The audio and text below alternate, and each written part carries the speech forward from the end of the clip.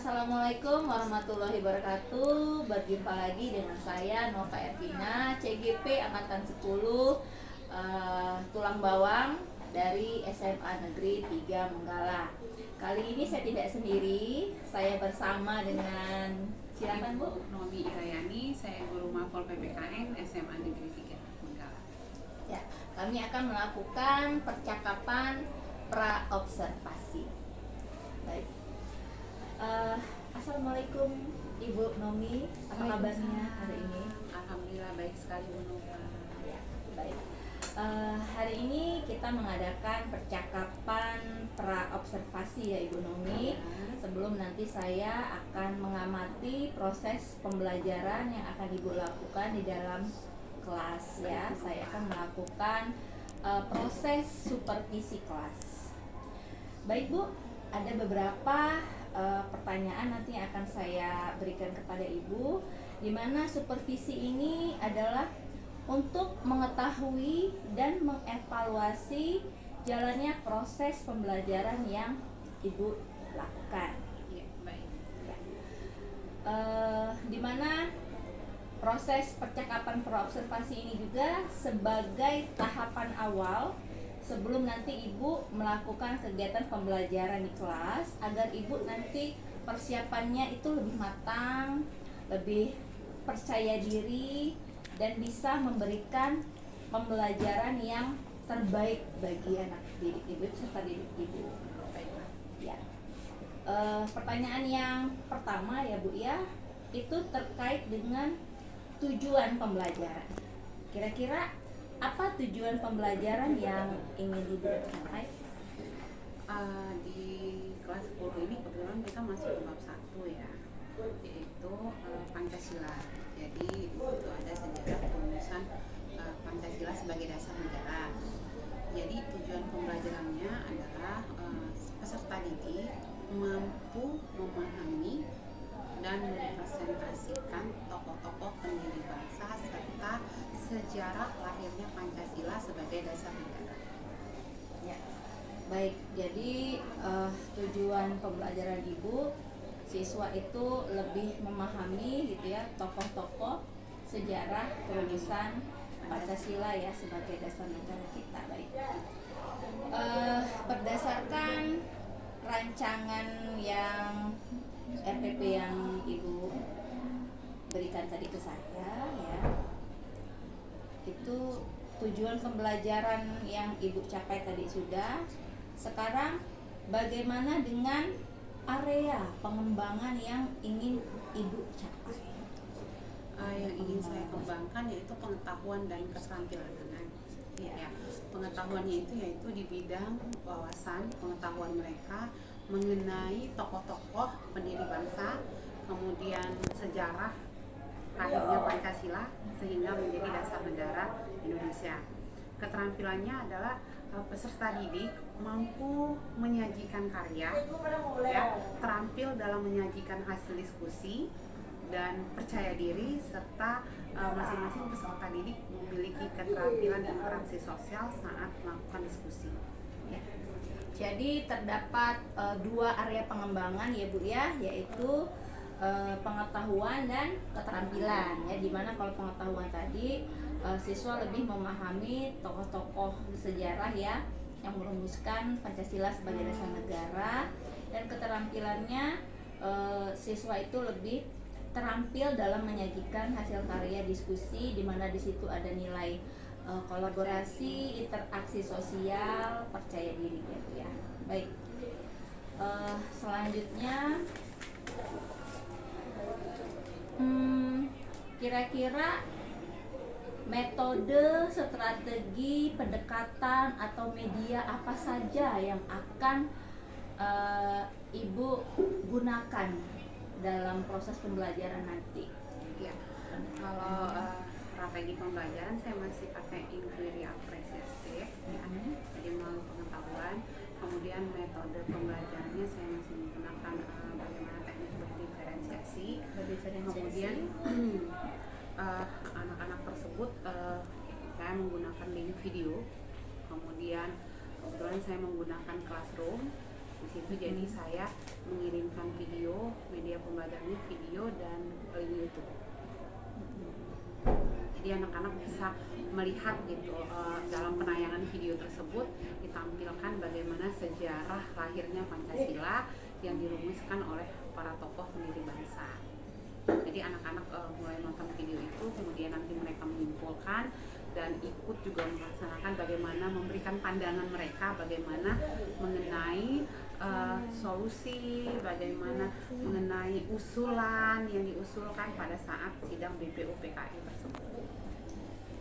Baik, Ibu menggunakan strategi metode pembelajaran inquiry apa tadi? Inquiry apresiatif dan pendekatan berdiferensiasi, di mana di situ ada media-medianya seperti link video, kemudian ada YouTube juga ya Bu ya.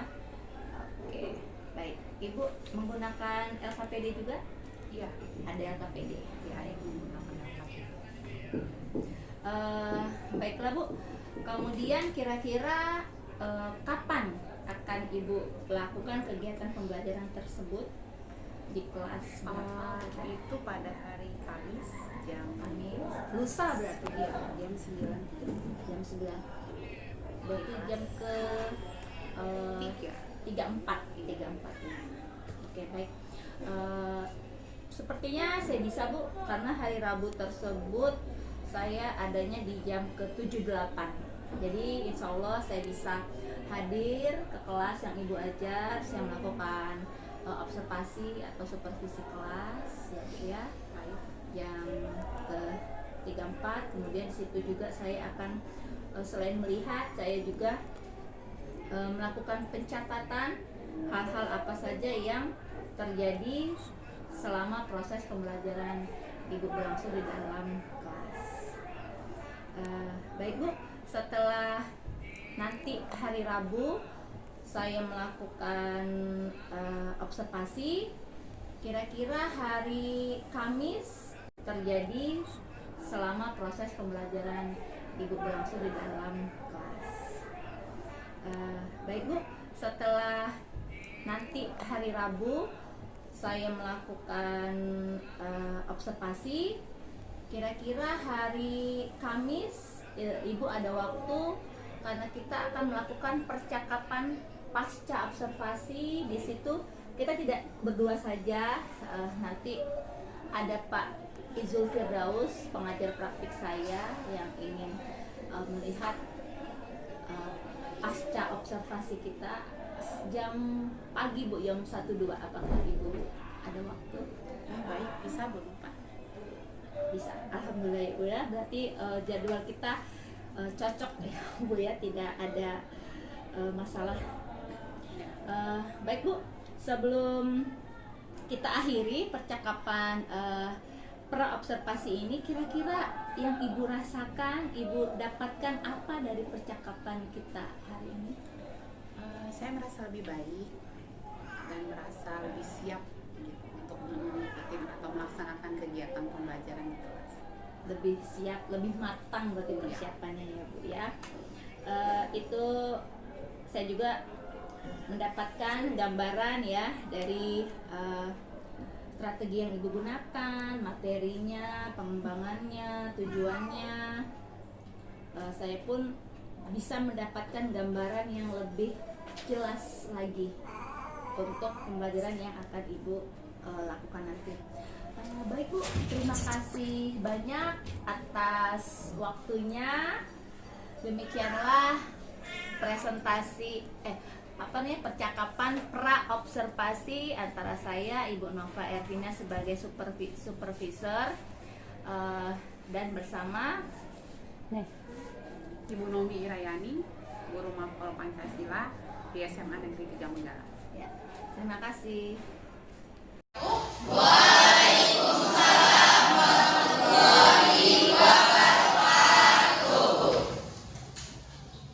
Selamat pagi semuanya. Ya, alhamdulillah hari ini kita ketemu lagi ya untuk melanjutkan kegiatan pembelajaran kita minggu lalu ke minggu ini. Ya, sebelumnya sebelum mulai kegiatan belajar kita lanjut dulu ya. Kita awali dulu dengan menyanyikan lagu wajib nasional. Silakan berdiri. Oke, mau nyanyi lagu wajib apa? Berdiri. Pada berdiri. Coba. Berdiri. Kalian bisa? Nggak bisa?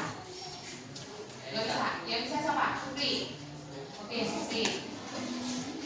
Supri. Ada negeri ya. 1, 2, 3.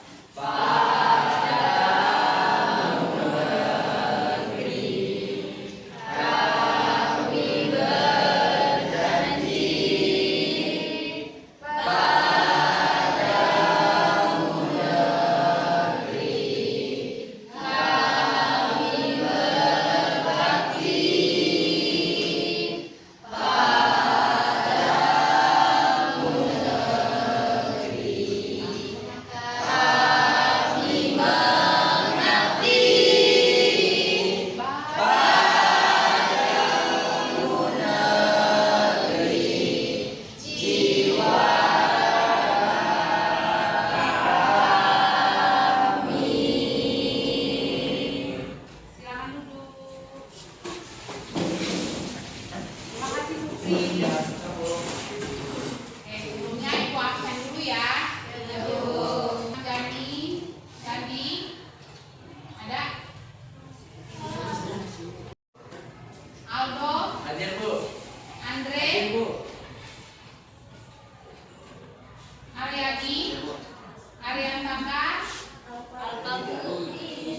Udin ya, Hikmatu, Meliza, Muhammad Kodri, Saya, Bu. Niko, Ibu.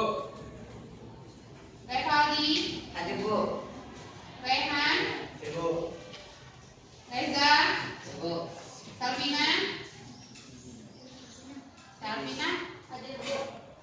Tessa, oke, Tiara Amanda, ya. Ini ada yang mau sampaikan sebelum kita mulai kegiatan pembelajaran. Mungkin ada yang merasa nggak nyaman dan lain sebagainya. Mau kegiatan pembelajarannya hari ini seperti apa? Ada? Tidak ada. Tidak ada? Tidak ada. Yakin? Yakin. Itu Ibu akan mempersiapkan dulu ya. Jadi kalian boleh buka link atau ke classroom-nya dulu karena itu akan membagikan link YouTube. Jadi hari ini kita akan bahas mengenai sejarah lahirnya Pancasila sebagai dasar negara. Itu nanti Ibu kirimkan link video untuk kamu simak ya. Kamu simak, kemudian setelah kamu simak nanti kita akan mengerjakan kuis dalam video tersebut, apa yang ada di dalam video tersebut. Paham ya? Oke, silakan dibuka dulu, HP-nya boleh dikeluarin. Sudah. Sebelum kalian melihat link YouTube-nya, videonya, menonton videonya, ini ada RKPD atau lembar kerja persebaran. Di sini sudah Ibu tulis dan kalian jawab sesuai dengan pertanyaan yang ada di lembar ini. Ya.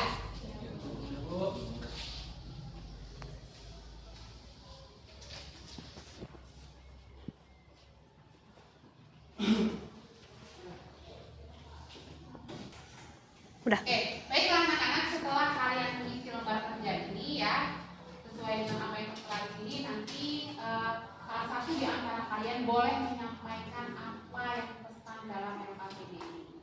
Ya, siapa yang mau maju ke depan? Saya, Bu. Oke, Supri, silakan Supri. Supri akan menyampaikan pandangannya mengenai rumusan Pancasila sebagai dasar negara.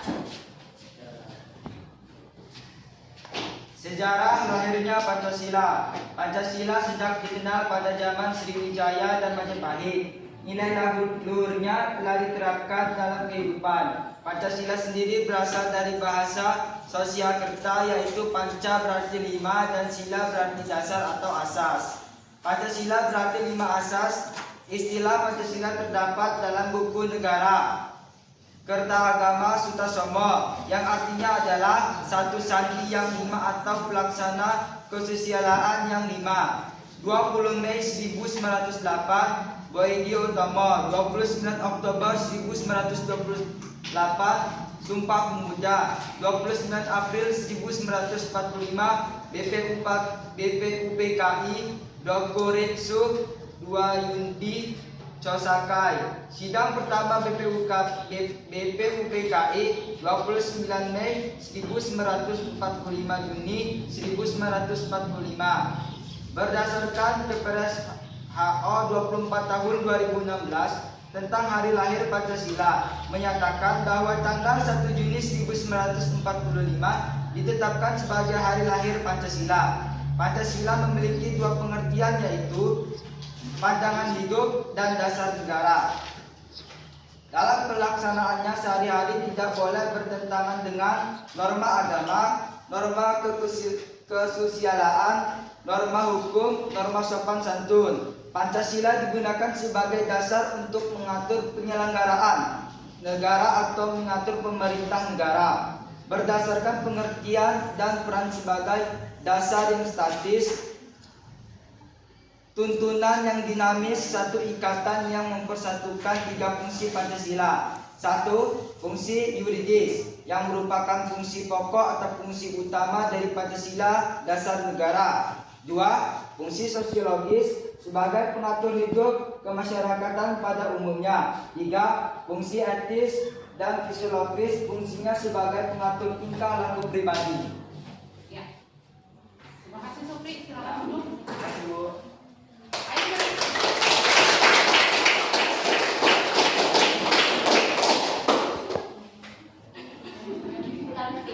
Baiklah anak-anak, kita sampai pada kegiatan akhir pembelajaran hari ini ya.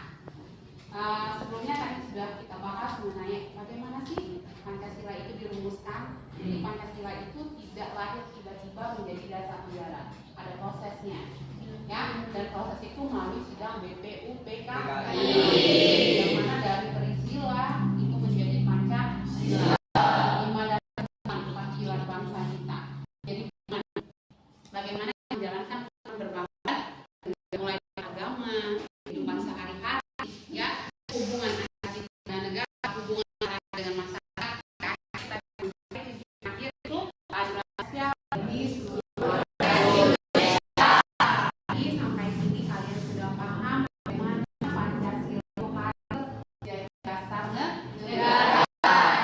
Minggu depan kita akan ketemu lagi dalam pembahasan yang masih sama.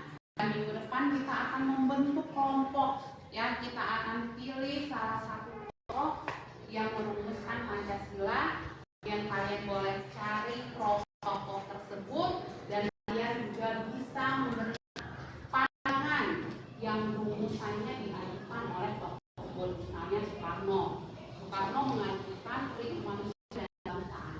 Menurut kalian apakah sesuai dengan keadaan budaya bangsa Indonesia? Atau minggu depan bagi kelompok itu akan menentukan melalui game. Jadi nggak boleh pilih besti ya, nggak boleh pilih besti, nggak boleh pilih teman-teman, nggak boleh pilih komen-komen. Kita tentukan kelompoknya lewat game. Paham ya? Jadi siapa minggu depan cari 9 tokoh yang merumuskan Pancasila, yang hadir dalam sidang BPUPK dan memiliki rumusannya masing-masing. Berikan pandangannya. Boleh pilih salah satu yang ada 9 ya, Nak ya. Oke, sampai sini ada yang ditanyakan? Sudah cukup? Sampai ketemu minggu depan? Oke. Saya akhiri. Wassalamualaikum warahmatullahi wabarakatuh.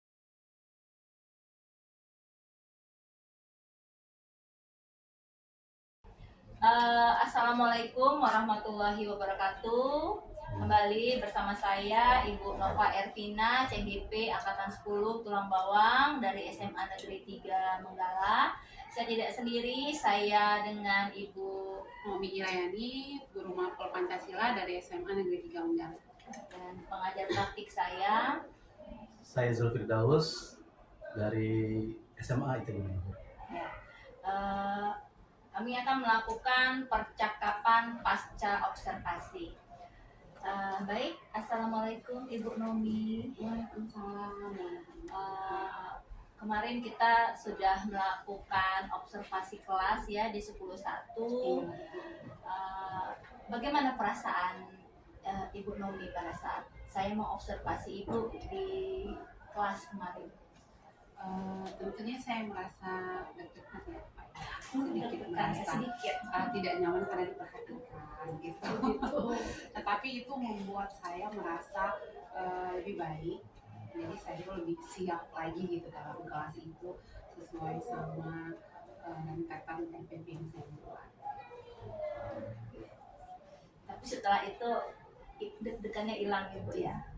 Baik. Awalnya Pertanyaan selanjutnya, dari pembelajaran tersebut menurut Ibu tujuan pembelajaran yang Ibu rencanakan apakah sudah tercapai dengan baik menurut saat saya realita di kelasnya? sudah tercapai karena kan anak-anak itu saya beri tugas, kemudian sebelumnya ada KPD, ada asesmen keluarga, kan tujuan pembelajarannya itu mereka mampu memahami sejarah perumusan Pancasila.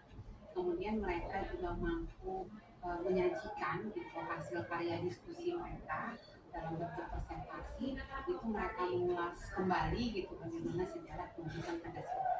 Nah, kebetulan kemarin itu sudah selesai satunya, dan alhamdulillah mereka mampu memahami bahwa ternyata Pancasila itu nggak tiba-tiba ada gitu, ada prosesnya.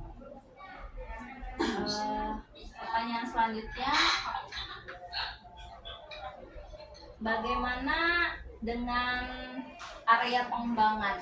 Kalau tujuan pembelajaran tadi sudah tercapai ya Bu ya, tentang siswa memahami materi tokoh-tokoh yang merumuskan Pancasila sebagai dasar negara. Sebagaimana yang Ibu sebutkan di pra observasi, yaitu area pengembangan pengetahuan dan keterampilannya bagaimana? Di sini area pengembangan yang saya utamakan itu adalah pengetahuan dan keterampilan. Jadi anak-anak itu mengetahui bahwa ada sejarah perumusan Pancasila dan sebelum dari Panca itu ada proses panjangnya. Sehingga para pendiri bangsa yang merumuskan Pancasila itu adalah tokoh-tokoh pendiri bangsa melalui sidang Republika.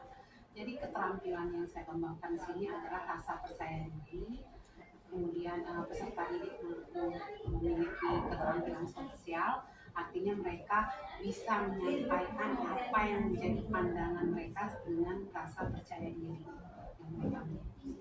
Dari area pengembangannya pun sudah berhasil ya Bu ya? Atau menurut Ibu selama proses pembelajaran itu ada kendala, tantangan atau apa gitu? Kalau kendala pasti ada ya Bu ya, karena memang ada beberapa anak yang bisa tapi tidak mau menyampaikan, yang tahu Tidak berani maju. tidak berani maju. Karena itulah konsep keterampilan saya itu yang saya kembangkan supaya anak ini tampil dalam mengungkapkan pendapatnya di depan kelas, di depan umum. Jadi mereka tidak ragu dalam menyampaikan pikiran mereka.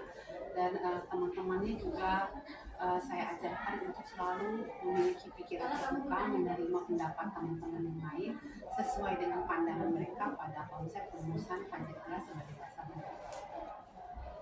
Baik, jadi ini ada tantangan gitu Bu ya, banyak ada siswa ya yang tidak berani mengumumkan pendapatnya, tidak berani untuk menyajikan ya, jadi keterampilan dalam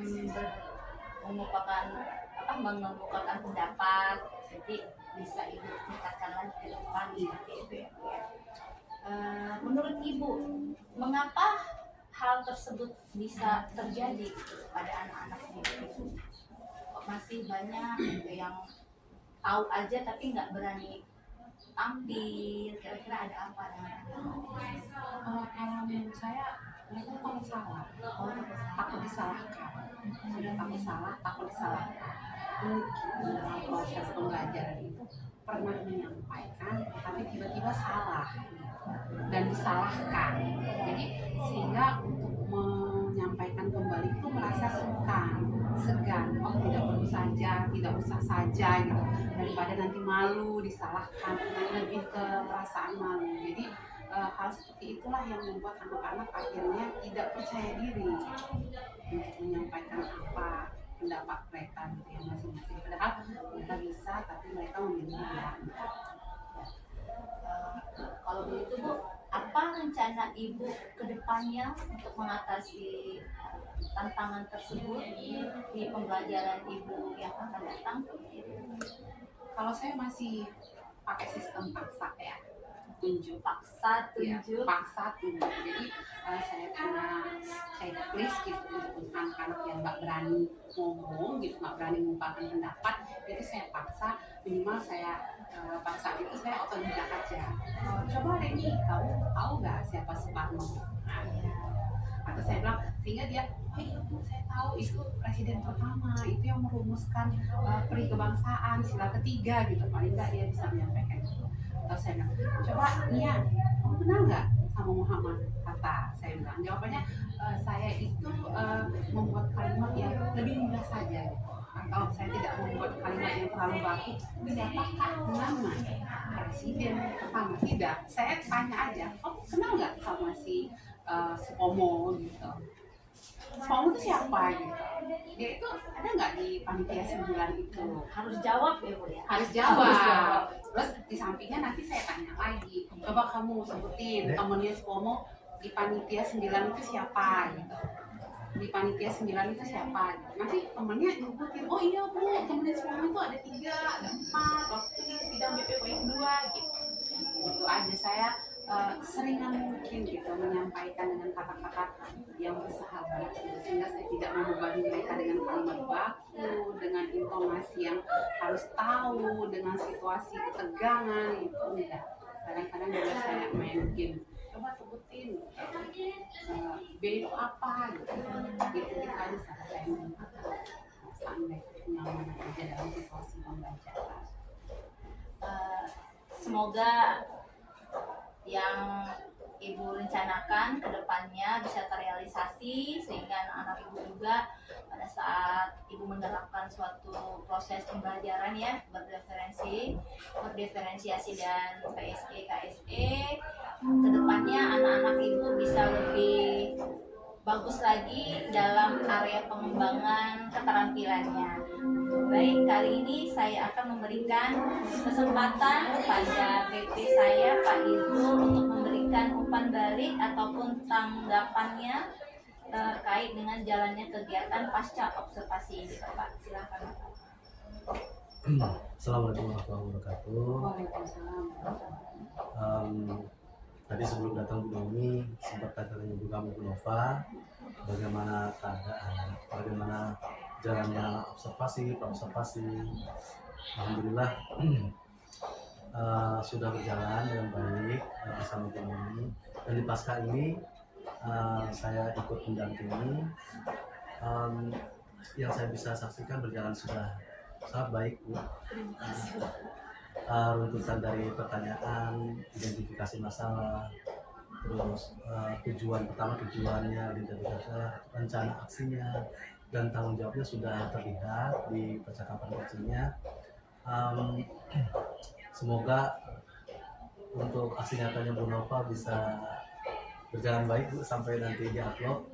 Setelah ini nanti digabungkan videonya yang pra, observasi dan pasca digabungkan. Selanjutnya ada refleksi terakhir Bu Nomi. Nanti Bu Nomi bisa mencatat refleksinya terkait kegiatan ini. Tadi ada formnya Bu Nova ya. Nah itu juga nanti di semua yang pra itu semua dipoto, dijadikan PDF. Kalau untuk di online teksnya sebagai ini kan diupload di YouTube, terus diupload di PMM. Online teksnya YouTube dimasukkan di dalam LMS. Bu Nomi ngerti lah kayak itu ya. Terus videonya itu di PMM juga? Ya, videonya PMM dalam bentuk sudah di-upload di YouTube. Jadi linknya aja ya? Linknya aja ya, seperti biasanya itu. Nah untuk filenya kan ada upload filenya, file PDF ini sama satu screenshot terkait PMM yang udah di-upload di PMM. Ini foto tulisan tangannya nggak bisa? Bisa. PDF tadi. Atau kalau mau lebih rapi lagi ya pakai printer. pakai tangan juga nggak masalah sih. Ini lebih real Pak langsung. Tanggapannya itu sih, semoga Bu Nova yang sudah memasuki modul berapa ini? 3.1, 3 modul lagi di bulan Oktober insya Allah sudah selesai, bisa cepat mendapat sertifikatnya dan nggak usah nunggu sertifikat untuk melakukan perubahan di kelas Bu. Dan sekarang sudah ada diferensiasi sama KSE, bisa berlanjut terus.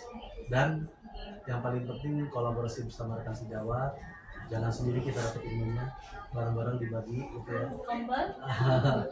Dengan menghidupkan tombol salah satunya juga begitu insya Allah dari saya. Terima kasih. Assalamualaikum warahmatullahi wabarakatuh.